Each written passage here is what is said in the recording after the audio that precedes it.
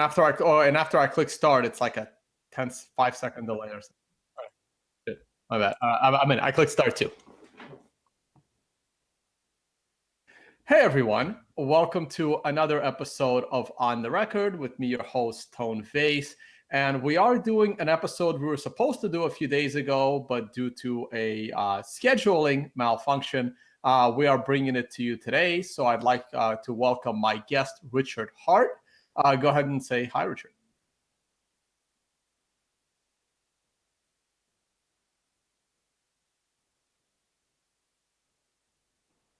All right.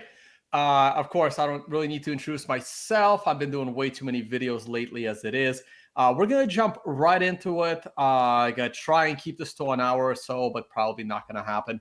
And let's see. So, Richard, so you came on the scene recently, right? Like this was probably last year. No one really knew who you were before 2017 in the crypto space, correct?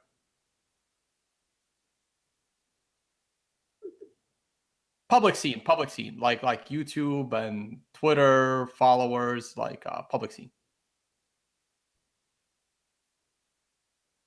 Okay, and but before that, you're mentioning Adam Back. So how were you affiliated with Bitcoin prior to you people knew knowing who you were?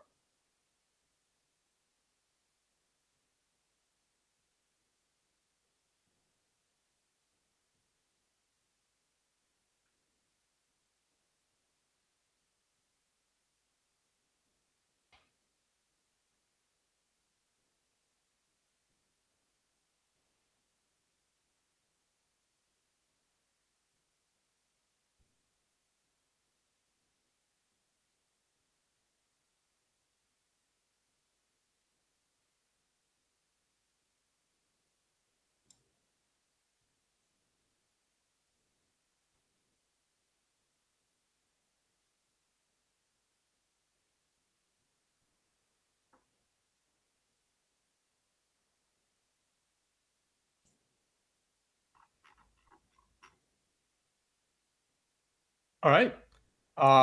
So you were mining back in the day of 50 Bitcoin block rewards, basically. And all right. So you've been a big diehard. I actually want to start off with the topic I'm most interested in our conversation, which is when I became familiar with your work. It was when you came on as a guest on Vortex's show on the World Crypto Network, and then you and I were joint guests on a couple of shows on the World Crypto Network. And I saw you as a big time Bitcoin maximalist that hated all of the other altcoins. And that's the impression. That was my first impression. That was my continued impression. And over the last, I would say, month and a half or so, I've been getting lots of comments about, "Hey, Tone, what do you think about Richard Hart? He's no longer a Bitcoin maximalist. He's buying altcoins. He's shilling altcoins." And my answer was, I don't know what Richard is doing because I don't really I don't have time to follow people pretty much. So I figured what better than to have you on here to explain your position of being a diehard Bitcoin maximalist for 7.5 to 8 years, and recently, being very frustrated with well, I don't know if you're frustrated with yourself for doing that or with the space for forcing you to change your mind.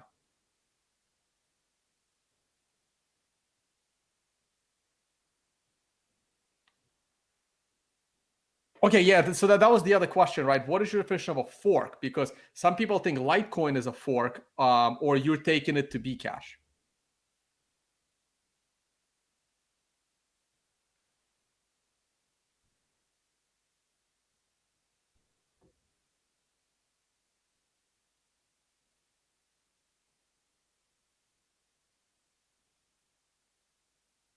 The history of transaction. The history of transaction.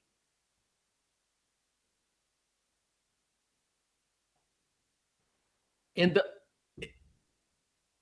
right, and I try to break these down to the layman's possible explanation.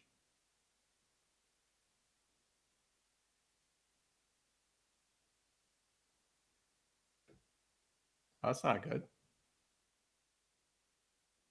You're usually good at that stuff.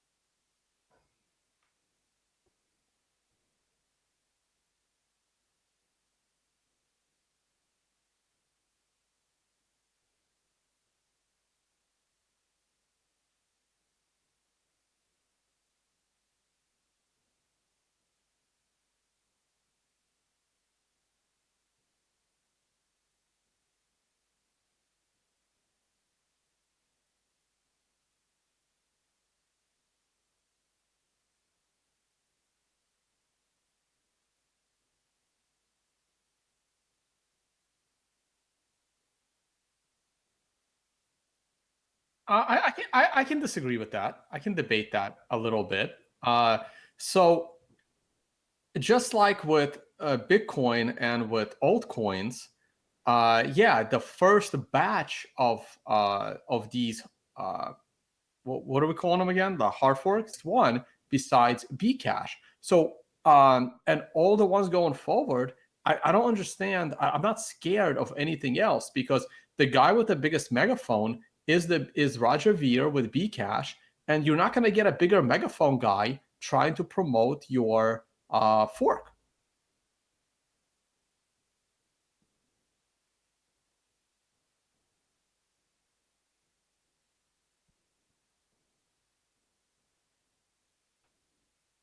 Yeah, but I know, but it's going up at a decelerating rate, and it's decelerating pretty damn quickly. And like once Bcash goes back to 5% of the value of a Bitcoin instead of 12% that is now, the value lost in the drop of Bcash from 12% to 5% will be greater than any value cumulatively I expect the forks to gain for the rest of time.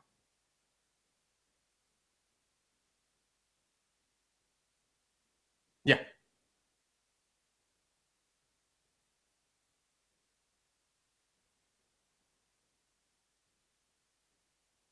I wanted to pretend, but I was greedy for 10%.